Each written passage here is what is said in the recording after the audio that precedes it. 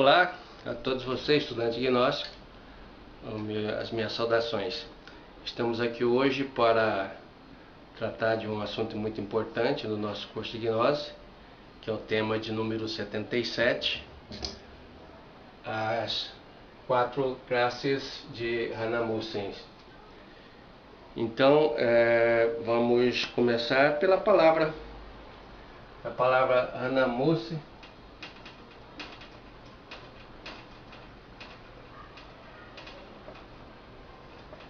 singular, palavra assim, escrita no singular,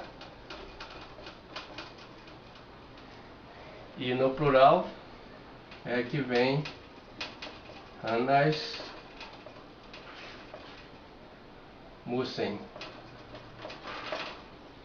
Então muitas vezes nós vamos encontrar aí assim Hanamusen,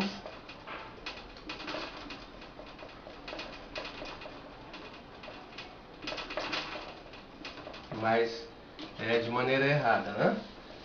Isso não vai muito ao caso, mas a forma pluralizada é essa aqui. Então esse aqui é o plural.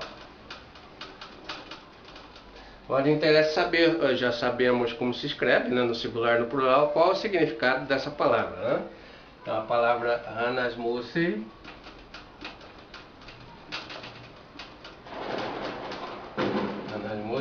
significa duplo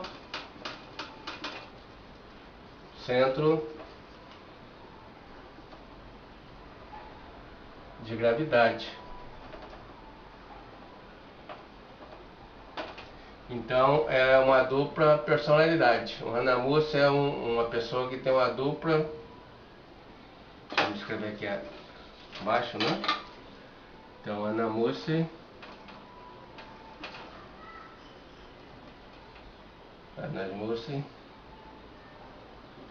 igual dupla personalidade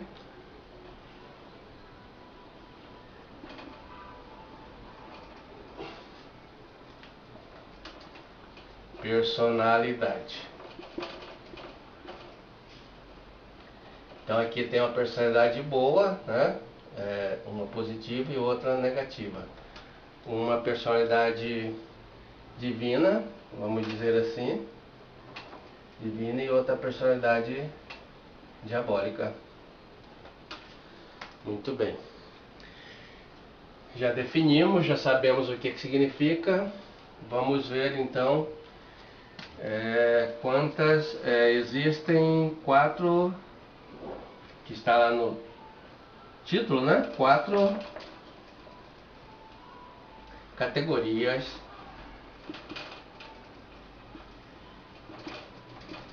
hanamusianas.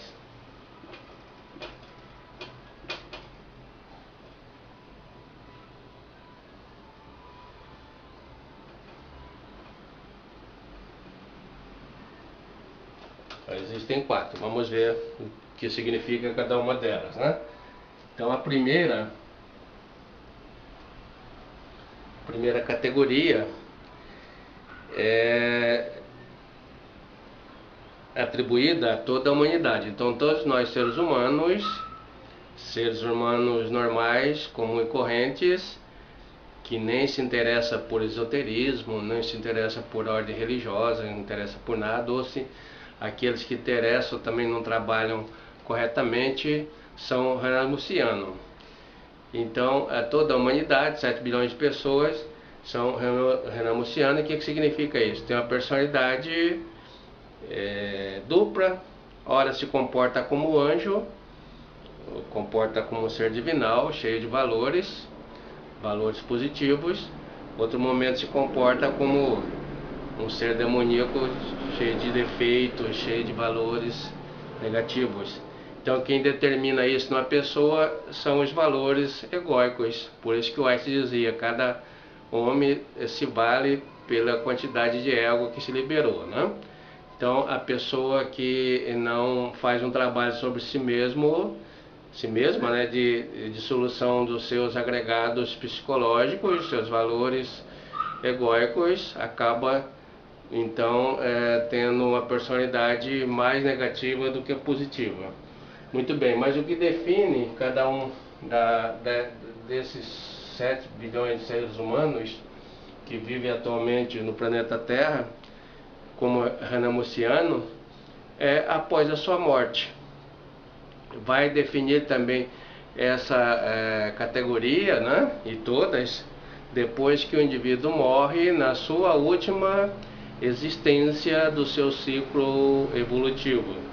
Então, nós estudamos as outras aulas do nosso curso, nós aprendemos que existem, né, 108 retornos, né, e recorrência aqui nesse planeta Terra. Nós retornamos 108 vezes.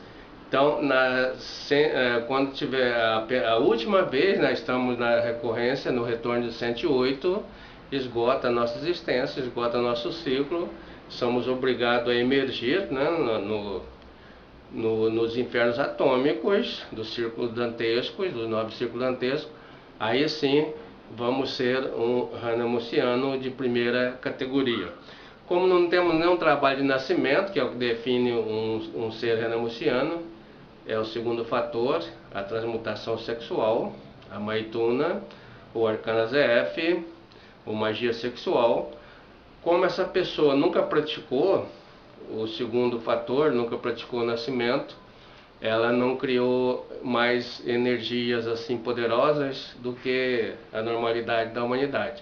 Então, a sua passagem pelos círculos infernais, né, demora muito menos tempo, como nos ensinou o Venerável Mestre Samael e também o Venerável Mestre Rabulu. Então passa bem mais rápido, porque não tem tanta energia assim poderosa criada. A pessoa não trabalhou as suas energias. Então essa é a primeira categoria.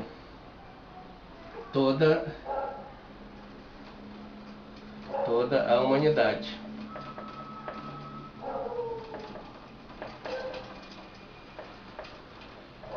A segunda categoria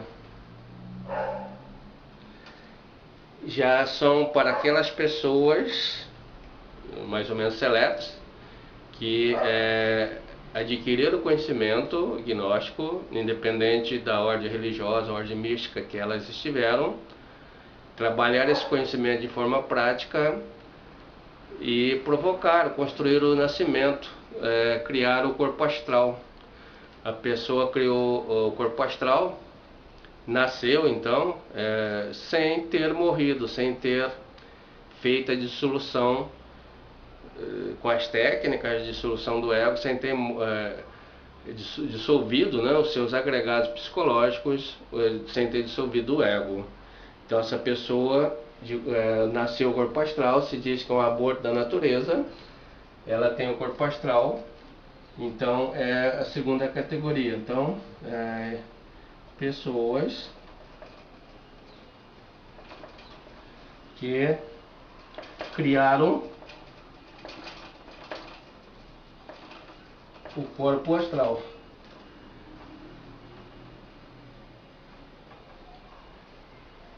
Então nós já vimos isso em outras aulas aqui, que é o corpo astral, um veículo, né, que serve para o iniciado se expressar, se movimentar na quinta dimensão do universo, a dimensão astral. Então, de posse desse corpo astral, criado por esta pessoa, como ela não morreu em si, ela tem valores negativos, muito, né? Os agregados do ego é o que passa a movimentar dentro dela. Vai utilizar esse corpo astral para fazer diabluras, né? Como diz o Venerável Mestre Rabulu, lá na quinta dimensão, e atormentar as outras pessoas. Quando morre uma pessoa desta, né, que criou o corpo astral, esgotou sua última existência, de 108 existências, ela vai demorar muito mais tempo evoluindo nos círculos infernais dantescos, para decompor exatamente esse veículo energético, energia potente, energia resultante, né, da transmutação sexual. A terceira categoria, então, vai ser daquelas pessoas que criaram os seus corpos existenciais. Então, pessoas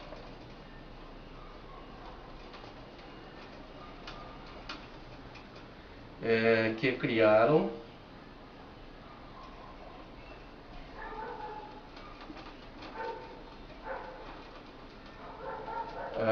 na realidade os corpos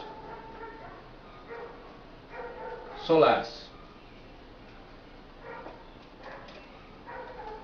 não os existenciais. Os existenciais são na segunda montanha, como eu havia dito. Então criaram os corpos solares. O que são esses corpos solares? São o corpo astral, o corpo mental e o corpo causal no grau solar. Isso em nível de iniciação de primeira montanha.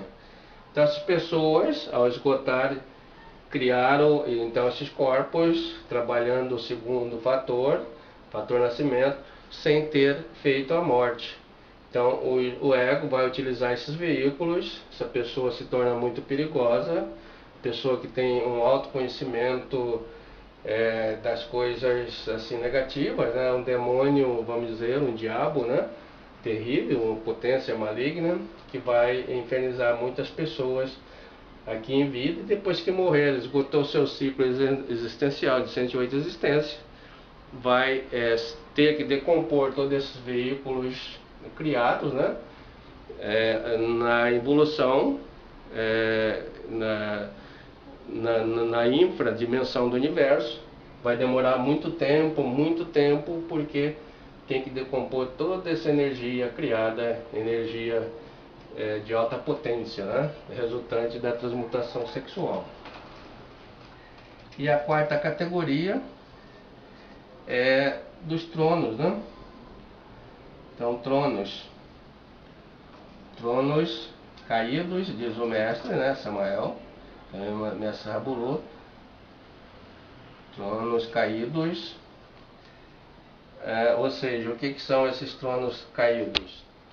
São as hierarquias, já o mestre, né, que criou todos os corpos solares, os corpos existenciais, fez a terceira montanha e todos até, vamos dizer, classificado, né, um trono que caiu, então por isso chama trono caído. O mestre diz trono caído porque lá nas dimensões superiores aparece só o trono, né? Sem a pessoa, né? Então a pessoa se diz que jogou a pedra na água, ou seja, os grandes anjos, né? Caídos, os grandes mestres caídos, são essas pessoas, então perigosíssimas, porque era uma pessoa altamente iluminada, tinha feito todo o seu trabalho de iniciação pelo lado do bem, da loja branca, e de repente joga tudo isso a perder e passa para o outro lado, para o lado da loja negra. Então tem um duplo centro de gravidade, uma personalidade como anjos, né? Uma personalidade boa, né? Divina, e outra personalidade altamente demoníaca. É um demônio, né? Da pesada, vamos assim dizer, que tem poder sobre todas as outras pessoas, vamos assim dizer, que estão ali nas outras dimensões. Então eles têm os poderes de enganar os estudantes, passar por mestres de luz, né? Demônios de alto poder, que tem até o poder de cortar o cordão de prata, né? Aquele cordão que liga a nossa dimensão física com as outras dimensões, quando estamos fazendo uma prática, estamos na outra dimensão ou estamos dormindo. Então por isso é bom fazer o círculo de proteção para que essas entidades demoníacas, né, não tenham esse poder de penetrar nas pessoas. Então o trono caído, isso aqui é todos os mestres, né, e iniciados que então deixaram de trabalhar com os 3 fatores de revolução da consciência. Então no universo nada fica parado. Se a gente deixar essa caneta aqui, ela vai cair, né? Então o que está subindo parou, fica estagnado por um instante, né? E cai. Então é o que aconteceu com todos eles, né? O trabalho gnóstico é de movimentação. A gente diz que é a teoria do peão. O peão está sempre rodando, né? Ele parou de rodar, parou de trabalhar, ele cai. Então é assim que acontece. Então só resta dizer, finalizando, que o que determina, né, em nós essa personalidade hanamuciana é o fator trabalho.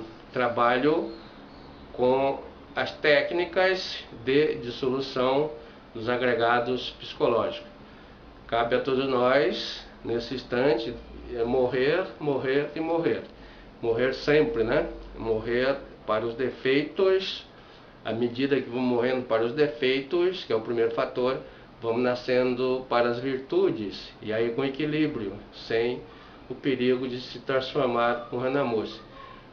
Aí a pessoa se encanta, né, pelo segundo fator, que é a prática da Maituna, e resolve fazer isto a seu bel prazer, sem estar fazendo a morte do ego, vai se tornar um Hanamusi garantidamente, como o Venerável Mestre Samael e o Venerável Mestre Rabolu deixaram, né, para nós a informação de que na Bolívia e na Venezuela a colheita de Hanamusis vai ser muito grande, né?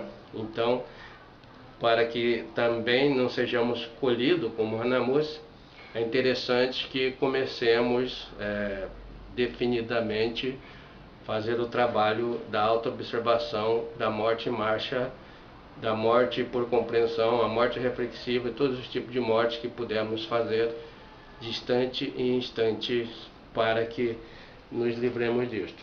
Então, terminando, a gente viu que com esse trabalho a gente pode determinarmos a sermos anjos nas suas 9 hierarquias: anjo, arcanjo, potestade, tronos, possessões, dominações, querubins e por último serafim.